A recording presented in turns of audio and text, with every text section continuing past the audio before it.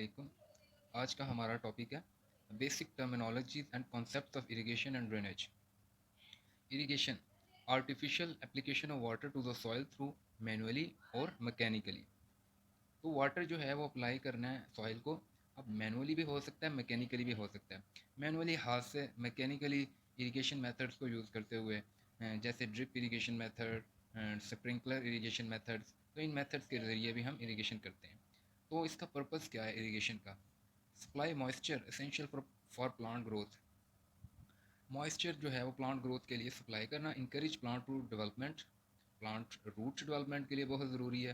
Cool the soil and temperature, soil और temperature को cool करने के लिए। Create favourable condition for plant growth, plant growth के लिए जो है वह फेवरेबल कंडीशंस को क्रिएट करने के लिए। Transport nutrient from soil to plant, nutrients की ट्रांसपोर्टेशन के लिए भी इरिगेशन का ज़रूरी है। उसके बाद necessity of irrigation. In areas with unreliable rainfall, watering of crops is essential. ऐसे एरियाज जहाँ पे रेनफॉल जो रिलायबल नहीं होती, तो वहाँ पे जो है वो क्रॉप्स की वाटरिंग के लिए इरिगेशन की जाती है। तो irrigation is necessary where rainfall amount is not sufficient to meet crop water requirement. In Pakistan, average annual rainfall is 10 to 14 inch. Potential demand of water for agriculture is about 70 inch. अब देखें कि annual rainfall जो है वो कितनी है, 10 to 14 inch, लेकिन इसकी जो ज़रूरत है, हमें डिमांड है, वो कितनी है, 70 इंच। अब देखें डिफरेंस कितने का, 56 का डिफरेंस है। तो उसके बाद है drainage. Drainage is a natural और artificial removal of surface and sub surface water from an area. अब इरिगेशन और ड्रेनेज दोनों अपोजिट हैं। इरिगेशन का मतलब है पानी लगाना, खेतों को पानी लगाना जो है आबपाशी इरिगेशन होता है। ड्रेनेज, ड्रेनेज का मतलब है कि पानी का निकालना। तो इरिगेशन क्या था, आर्टिफिशियल एप्लीकेशन थी वाटर की, लेकिन ये क्या है, ये नेचुरल और आर्टिफिशियल रिमूवल है। ठीक है, removal of surface and subsurface water. An agriculture drainage system is a system by which the water level on or in the soil is controlled to enhance agricultural crop production. Precipitation. In meteorology, precipitation is any product of the condensation of atmospheric water vapor that fall under gravity. Generally, any form of moisture received on earth is called precipitation. किसी भी किस्म का moisture जो अर्थ पे receive किया जाता है उसे हम प्रेसिपिटेशन कहते हैं। तो it includes rain, snow, hail, sleet. Rain liquid form है प्रेसिपिटेशन का, स्नो क्रिस्टल्स की फॉर्म में, हेल इरेगुलर जो है वो आइस आइस के लम्स, और स्लीट जो है ये rain and partially melted snow है। उसके बाद aerial distribution of rainfall zones in Pakistan. अब एरिड रीजन में जो है उसका एरिया कितना है, 67। उधर एवरेज रेनफॉल कितनी होती है, एनुअल एवरेज रेनफॉल जो है वो लेस देन 10 इंच है। Semi arid region 24% area, average rainfall 10 to 20 inch. Humid 5.5 area और 20 to 30 inch annual rainfall. Para humid 3.5 area और एनुअल रेनफॉल जो है वो ग्रेटर देन 10 इंच है। तो अब देख लें, एरिड रीजन सबसे ज़्यादा जो है वो एरिया है, लेकिन उधर बारिशें सबसे कम होती हैं। और पैरा ह्यूमिड सबसे कम एरिया है 3.5, लेकिन उधर एवरेज रेनफॉल जो है वो सबसे ज़्यादा होती है, मोर देन 30 इंच। अब परसेंट एरिया को हमने कन्वर्ट करना है वो मिलियन हेक्टेयर में। तो वो एरिया किस तरह फाइंड करते हैं, 65 मल्टी, अब ये एरिड देखें कि 67 है। अब इसका जो है एरिया फाइंड करना है, तो हमने 67 multiply 196 million hectare divided by 100, तो हमारे पास वो एरिया निकल आएगा। इसी तरह 24, 55, 3.5 का भी आपने निकाल लेना। Rainfall and effective rainfall in agriculture. Total amount of water received on earth from atmosphere is called rainfall. Total जो है वाटर की अमाउंट जो अर्थ पे रिसीव की जाती है उसे हम रेनफॉल कहते हैं। Effective rainfall is that portion of rainfall which is utilised by crops. Effective rainfall कौन सी रेनफॉल है, जो कि क्रॉप्स के लिए यूटिलाइज होती है, उस पोर्शन को हम क्या कहते हैं, इफेक्टिव रेनफॉल कहते हैं।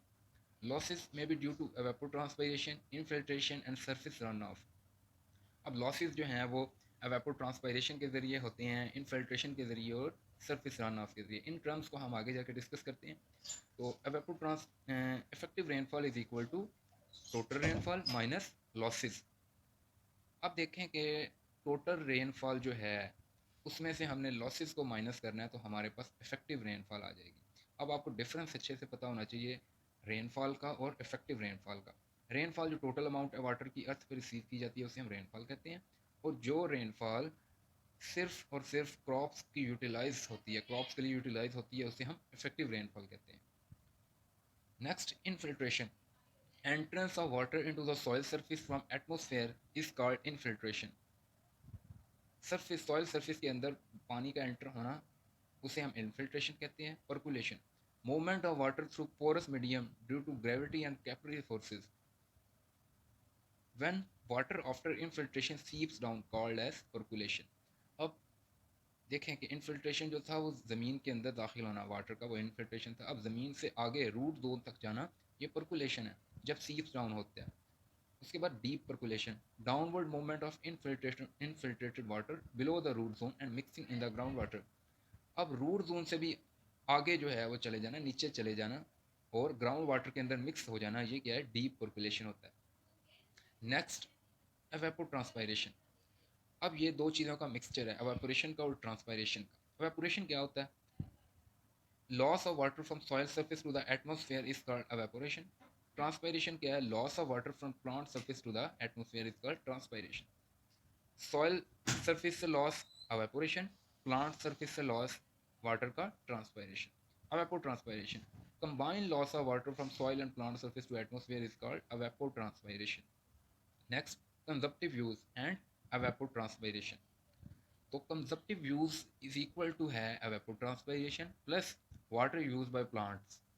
अब देखें कि जो पानी लॉस हो चुका है वो वाला पानी प्लस जो पानी पौधों से यूज़ हो जाए, पौधों के लिए जो यूज़ होगा वो वाला पानी मिला के क्या बनता है? कंजप्टिव यूज़ होता है। तो water use by plants in metabolic processes, structural growth of plant, tissue building process of plant. Gross command area and cultural command area important terms हैं। Gross command area, it is the total area that is with in command of the outlet canal water is not allotted in this area. अब ये total area है, grass command area है, total area है। इसमें अब बंजर ज़मीन भी आ जाती है, रोड्स का एरिया भी आ जाता है, ट्रीज़ का एरिया भी आ जाता है, सारा मिला के ये क्या है? ग्रॉस कमांड एरिया है। Cultural command area, it is that area which is under cultivation with in a command of outlet. अब ये जो एरिया है ये जस्ट अंडर कल्टीवेशन है, जो कल्टीवेटेड एरिया है उसे कल्चरल कमांड एरिया का नाम देते हैं। Cultural command area is generally expressed in acres और हेक्टेयर्स। अब ये कल्चरल कमांड एरिया जो है ये किस में एक्सप्रेस किया जाता है? इसे एकर्स में और हेक्टेयर्स में। ऊपर ग्रास कमांड एरिया जो है उसे हम एकर्स में करते हैं। Crop period and base period, important terms हैं ये भी। Crop period, it is a period elapsed from instant of its sowing to the instant of harvesting. Sowing से लेके हार्वेस्टिंग के दरमियान का पीरियड क्रॉप पीरियड होता है। Base period, it is the time between the first watering of a crop at the time of its sowing to its last watering before harvesting.